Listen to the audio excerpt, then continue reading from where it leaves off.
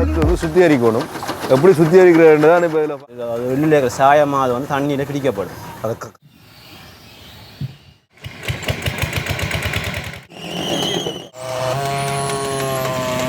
நம்மளுக்கு வணக்கம்.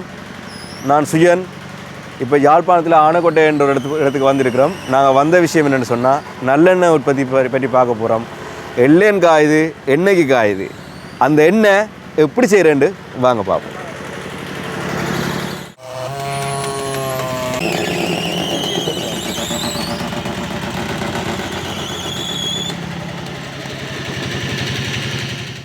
இப்போ எண்ணெய் உற்பத்தியில் வந்து முதலாவது படிமுறை வந்து நாங்கள் எள்ளத்தை வந்து சுத்திகரிக்கணும். எப்படி சுத்திகரிக்கிறதுன்னு தான் இப்போ இதில் பார்க்குறோம். மேலே இருக்கிற பெட்டி பார்த்தீங்கன்னு சொன்னால் இதுக்கெலாம் எல்லாம் போடுறது. இதுக்கு எள்ளு போடைக்குள்ள வந்து இந்த பெட்டிக்குள்ள வந்து பெரிய கண் இருக்குது. இந்த பெரிய கண்ணுக்குள்ள இந்த பெரிய கண்ணில் எள்ளு அரிபட்டு எள்ளு கீழே போயிடும். நெட்லேருந்து கீழே வர்ற இது வந்து எள்ளு வந்து இதுக்குள்ள கீழே கீழே வந்து மண் அரிபட்டு போயிடும். கீழே மண் இருக்குது, கீழே மண் அரிபட்டு போயிடும்.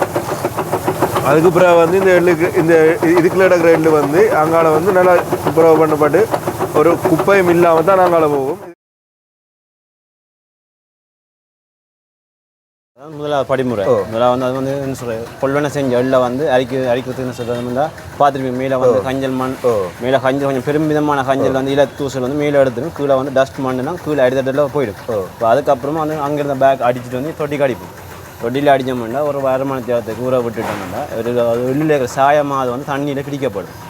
அதை கருத்து அந்த கருத்தன்மை ஊற்ற சாயத்தன்மை தண்ணிக்க போட்டோம். இல்லை ஊறினோடனே சாயத்தன்மை கொஞ்சம் வெளிலேருந்து நீட்டாகிடும். வந்து அப்புறம் இதால் படிப்போம். இது பார்த்தீங்கன்னா இதுக்கு வந்து எள்ளு வாரி பொட்டிடுவாங்க. என்ன பேர் அந்த படிக்கு? எள்ளு வாரி பொட்டிடுவாங்க. எள்ளு வாரி பொட்டி அதுமாரி தண்ணியை விட்டு அடிச்சப்பறம் மேலே சப்பித்தன்மையெல்லாம் கொஞ்சம் அதுலேயே வெள்ளை 25 எடுத்தாலும் ஃபுல்லாக என்ன சொல்கிறது 100க்கு 100 தான் போகாது. இதில் கொஞ்சம் போட்டால் சப்பித்தன்மை அரைவாரன்னு சொல்லுவாங்க. அப்போ அந்த எள்ளில் அதான் அதை பார்த்தீங்கன்னா தான் இங்கே தண்ணியில் மிதக்க கொள்ளாடுறது. இது வளம் இந்த எள்ளில் இருந்து எடுக்கப்பட்ட சப்பி வளம் தண்ணியை வடிய வடிச்சிட்டு இதுக்கு ஒரு தண்ணி குடிப்போம். கொஞ்சம் சாயத்தன்மை கொஞ்சம் இதுலேயும் ஃபுல்லாக வடிச்சு போகாத ஒரு நம்பிக்கை இருக்கும். இதுக்கு ஃபுல்லாக வடிச்சிட்டு இது இருந்துட்டு அரை மணி தான் வடி வைப்போம். இதெல்லாம் பார்த்தீங்கன்னா வடிச்சு நம்ப வச்சுருக்கோம். அந்த இந்த கருத்துகளில் வந்து இந்த சாயத்தன்மை போனால் தான் அந்த எண்ணெய் அந்த கசப்பு தன்மை இருக்கா. Right right. இப்படி தளத்தில் படங்கை போட்டுட்டு காய விடுவோம். இப்படி இதில் படங்கை பிடிச்சி போட்டு காய விடுவோம். நல்லா காய்ச்சல் வேணும். என்ன சொல்ற ஒரு இலகினா பதமாக இருக்கப்பட கையால் கசைக்கு பார்த்தா நொறுங்கக்கூடிய தன்மை மாதிரி இருக்கணும். முருகைக்காய் வேணுமா? முருகைக்காய் வேணுமா? எங்கேருந்து நீங்கள் எடுக்கிறீங்க? எள்ளு வந்து எங்களுக்கு வந்து உள்ளூர் மார்க்கெட் தான். பெரும்பாலும் வடமத்திய மாகாணத்திலிருந்து உதாரணத்துக்கு அன்றாபுரம், கெக்கிராவை அந்த பகுதியில் தான் எள்ளு எங்களுக்கு கூட விளைகிறது. இப்போ அங்கே இருக்கிற எள்ளு வியாபாரிகள் நாங்கள் நேராக போனாலும் தெரிவினோம். ஆனால் அதுக்கு இடைத்தரகர் மாதிரி நிறைய பேர் இருக்கிறோம். அந்த இடைத்தரகர் மூலமாக 99% இல்லை இலங்கை எழுது. இப்போ சில பேர் நினைக்கிறோம் இந்த வெளிநாட்டு இறக்குமதி செய்கிறேன்னு சொல்லி இறக்குமதி செய்கிற இப்போ என்னதுன்னா எள்ளு தட்டுப்பாடாக இருக்கும்போது மட்டும். ஆனால் 99% இலங்கை எழுத நாங்கள் பாவிக்கிறோம். எள்ளு தட்டுப்பாடு அதுபோக இப்படி ஒரு விலை உயர்வு இது வரைக்கும் நாங்கள் பார்த்ததில்லை. இப்போ வந்து ஏறத்தாழ ஒரு கிலோ வெள்ளை எள்ளு 900 வரைக்கும் 950 வரைக்கும் போகுது. கருத்து எள்ளு 800 750 அப்படி போய் கொண்டு இருக்குது. இதில் தான் நாங்கள் எங்களை காய விட்ட எள்ளுகளை அளந்து செக்கு கொடுக்குறது. இப்போ செக்கு கொடுக்கும்போது எல்லாருக்கும் ஒரே அளவு தான் கொடுக்கணும். சாதாரணத்துக்கு 21 கிலோ ஒரு தடவை செக்கில் போடலாம்.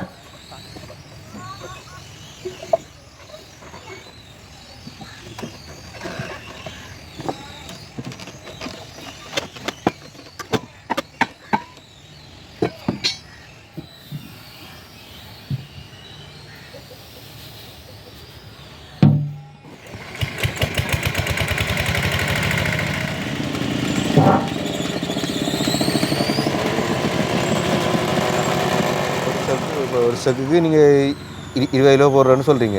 அப்போ அதுக்கு எவ்வளோ நேரம் எடுக்கும் உங்களுக்கு? ஒரு கா 2 மணித்தியாலம் ஒரு கா போட்டு எடுக்கிறதுக்கு 2 மணி நேரம் செல்லும்.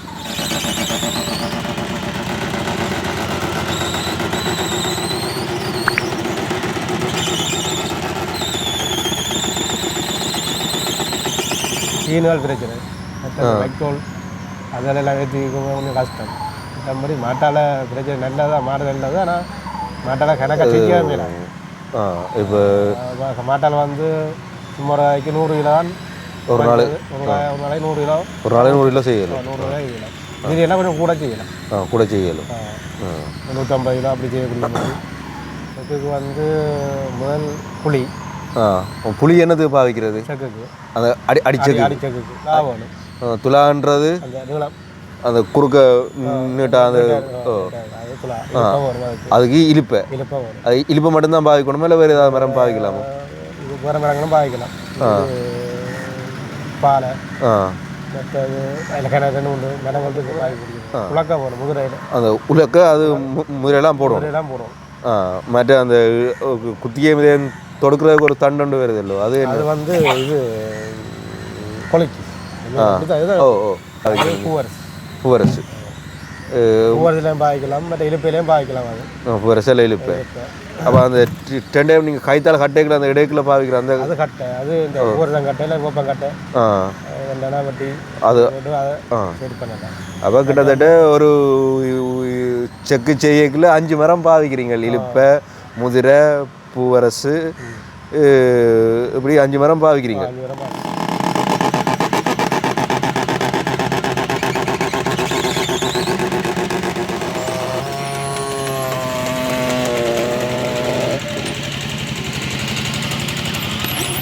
செண்ட புளிய மரம் இருக்கும். நீங்கள் புளிய மரம் கிடைக்கு குறைஞ்சது 20 வருஷம். 20 வருஷம் புளிய மரம் தாண்டினா தான் நந்தலாக விடும். இப்போ இப்படி மரம் எடுக்கிற கஷ்டமாக இருக்கேக்குள்ள நீங்கள் என்னது கருங்கல்ல பாவிக்கக்கூடாது? கருங்கல் வந்து முதிரையை வந்து தேய்க்கிறவங்க கூட கருங்கல். அது எண்ணெயில் ஏதாவது வித்தியாசம் இருக்குமா? இப்போ எண்ணெயில் அதில் பெருசாக